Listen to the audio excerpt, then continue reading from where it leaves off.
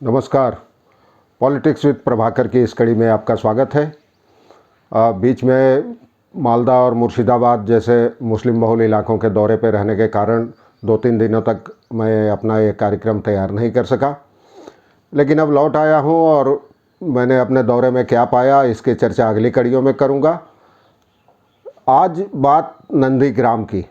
आप जानते हैं ममता बनर्जी और उनकी टीएमसी ने अपनी उम्मीदवारों की सूची का ऐलान कर दिया है और ममता बनर्जी लड़ेंगी पूर्व मेदिनीपुर ज़िले के नंदीग्राम से।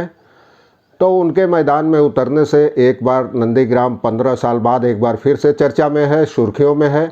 आपको याद होगा 2006-2007 में अपने ज़मीन अधिग्रहण विरोधी आंदोलन की वजह से नंदीग्राम सुर्खियों में था और ममता बनर्जी की पार्टी उसमें लीड कर रही थी। और नंदीग्राम के इस ज़मीन अधिग्रहण आंदोलन ने ही 2011 में ममता के सत्ता में पहुंचने का रास्ता बनाया था और उस रास्ते को और मजबूत किया। बाद में सिंगूर में टाटा मोटर्स की नैनो परियोजना के खिलाफ हुए आंदोलन ने। तो अब वहाँ पिछली बार जीते थे शुभेंदु अधिकारी और वो मजबूत एक स्तंभ थे तृणमूल कांग्रेस के। अधिकारी परिवार का ऐसे भी पूर्व और पश्चिम मेदिनीपुर जिलों में खासा असर है। उनके भाई और पिता भी सांसद रहे हैं, एक भाई स्थानीय नगर पालिका के अध्यक्ष रहे हैं। तो बीते दिसंबर में शुभेंदु अधिकारी ने तृणमूल से नाता तोड़ लिया था। उन्होंने ममता के भतीजे अभिषेक बनर्जी पर तमाम आरोप लगाते हुए और पार्टी से इस्तीफा दे दिया था। वे परिवहन मंत्री थे, मंत्रित्व भी छोड़ दिया था और पार्टी से भी नाता तोड़ लिया था। उसके बाद अमित शाह की रैली के समय बांकुड़ा में वो शामिल हो गए थे बीजेपी में। तो उसके बाद से ही अटकलें लगाई जा रही थी कि बीजेपी इलाके में मजबूत होगी और तृणमूल कांग्रेस के लिए एक झटका है। लेकिन ममता ने अचानक एक झटके में 1 महीना पहले करीब 18 जनवरी को ही ममता ने कह दिया था कि वो खुद इस बार नंदीग्राम से चुनाव लड़ेंगी। हालांकि उन्होंने तब कहा था कि वो भवानीपुर सीट से भी लड़ेंगी और नंदीग्राम से भी। उसके बाद लगातार हमलावर रही बीजेपी का कहना था कि ममता डर गई हैं, इसलिए 2 सीटों पर लड़ रही हैं। और ऐसी तमाम बातें बीजेपी के तमाम केंद्रीय नेता और स्थानीय नेता ऐसी बातें कर रहे थे कि ममता डर गई हैं, इसलिए अपनी परंपरागत भवानीपुर सीट के साथ ही वो नंदीग्राम में भी लड़ रही हैं। उसी समय शुभेंदु ने चुनौती दी थी कि चाहे ममता लड़े नंदीग्राम से या कोई और, कम से कम 50,000 वोटों से हारेंगे। तो अब लेफ्ट और कांग्रेस और आईएसएफ गठबंधन ने फिलहाल नंदीग्राम में अपने उम्मीदवार का ऐलान नहीं किया है।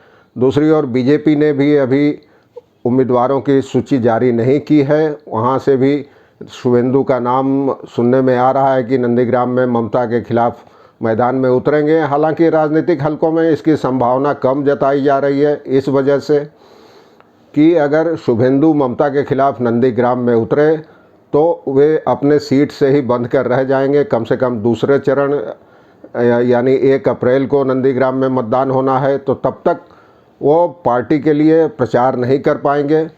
तो इससे एक संभावना बनती है कि शायद शुभेंदु को अगले किसी चरण में किसी और इलाके से मैदान में उतारा जाए। और इसकी भी संभावना है, या शुभेंदु बार बार कहते रहे हैं कि पार्टी ने अगर टिकट दिया तो वो नंदीग्राम से ममता के खिलाफ लड़ने के लिए तैयार हैं। हालांकि राजनीतिक हलकों में कहा जा रहा है कि बीजेपी का केंद्रीय नेतृत्व शायद इसे मंजूरी नहीं दे और शुभेंदु को किसी और सीट से लड़ाया जाए। लेकिन ममता बनर्जी के मैदान में उतरने से, और वो भी सिर्फ 1 सीट से मैदान में उतरने से, पूरी राजनीति अचानक गर्मा गई है। और नंदीग्राम एक उपेक्षित सा इलाका है हल्दिया के पास पूर्व मेदिनीपुर में, वो अचानक सुर्खियों में आ गया है, अंतर्राष्ट्रीय सुर्खियों में आ गया है ये कहना चाहिए। और पश्चिम बंगाल की 294 सीटों में से सबसे वीआईपी सीट नंदीग्राम बन गई है। तो नंदीग्राम में कई चीज़ों को जानना ज़रूरी है। आप जानते हैं पहले आंदोलन हुए हैं, वहाँ से ममता के सत्ता में आने का रास्ता बना था। ममता बनर्जी 10 तारीख को हल्दिया में अपना नामांकन पत्र दायर करेंगी। वैसे तो वो 9 तारीख को ही नंदीग्राम जाएंगी और अगले दिन सुबह हल्दिया जाकर अपना नामांकन पत्र दाखिल करेंगी। अगर आंकड़ों की बात करें तो 2000 विधानसभा में तृणमूल कांग्रेस को नंदीग्राम सीट पर 1,34,623 वोट मिले थे और शुभेंदु अधिकारी वह सीट जीते थे। दूसरी ओर सीपीएम 53,393 वोटों के साथ दूसरे नंबर पर रही थी और बीजेपी 10,713 वोटों के साथ तीसरे नंबर पर थी। लेकिन 2019 के लोकसभा चुनाव में यह आंकड़ा तेज़ी से बदला, खासकर दूसरे और तीसरे नंबर पर रहने वाले दलों का। 2019 लोकसभा चुनाव में नंदीग्राम विधानसभा क्षेत्र में तृणमूल कांग्रेस को तो ठीक ठाक वोट मिले, 1,30,657 वोट मिले थे, लेकिन सीपीएम के वोट 53,393 से घटकर 9,353 तक रह गए थे, यानी उसे 44-45 हज़ार वोट उसके कट गए थे। तो यह वोट मिले किसको? यह वोट गए बीजेपी के खाते में। जहां 2016 में बीजेपी को 10,713 वोट मिले थे, वहीं 2019 के लोकसभा चुनाव के समय उस इलाके में उसे 62,268 वोट मिले। तो इससे साफ है कि लेफ्ट का पूरा वोट बीजेपी के खाते में चला गया था। तो इस बार यह दिलचस्प होगा कि लेफ्ट कांग्रेस आईएसएफ गठबंधन लड़ रहा है और नंदीग्राम में 35 से 40% मुस्लिम वोटर हैं। इसके अलावा दलितों की भी खासी तादाद है। तो ममता ने, कहा जा सकता है कि नंदीग्राम से उम्मीदवारी का ऐलान कर एक तीर से कई शिकार किए हैं। उन्होंने बीजेपी के हाथ से एक मुद्दा छीन लिया है, जो लगातार कहती रही थी कि ममता डर गई हैं, दोनों सीटों से लड़ रही हैं। हालांकि बीजेपी के नेता अब भी कहने से नहीं बाज आ रहे कि ममता ने डर के मारे ही अपनी पारंपरिक भवानीपुर सीट छोड़ी है और नंदीग्राम से चुनाव लड़ रही हैं। हालांकि उनका दावा है कि नंदीग्राम से ममता की हार तय है। उम्मीदवारों की जब तृणमूल ने सूची जारी की शुक्रवार शाम को, उसके बाद ही शुभेंदु अधिकारी ने एक रैली में बयान दिया कि ममता यहाँ आ तो रही हैं, लेकिन यहाँ से मैं उनको खाली हाथ कोलकाता भेजूँगा। दूसरी ओर ममता बनर्जी का कहना था कि वे जो वादा करती हैं उसे निभाती हैं। उनका कहना था कि मैंने पहले ही वादा किया था कि नंदीग्राम से चुनाव लड़ूंगी और मैंने अपना वह वादा निभाया और मैं सचमुच वहीं से मैदान में उतरूंगी। तो ये धीरे धीरे खेल दिलचस्प हो जा रहा है और टीएमसी ने एक तरह से कोलकाता नाइट राइडर्स का जो नारा था आईपीएल में, उसे अपनाया है। खेलबो लड़बो जीतबो, उसी तरह ममता भी कह रही हैं, उनकी पार्टी के तमाम नेता कह रहे हैं खेलेंगे, लड़ेंगे, जीतेंगे।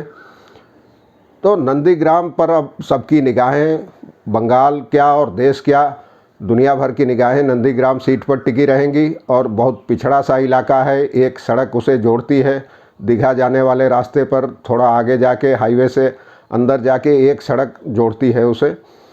और इससे कुछ कई तरह के बातें सामने आ रही है, कुछ असंतोष भी है।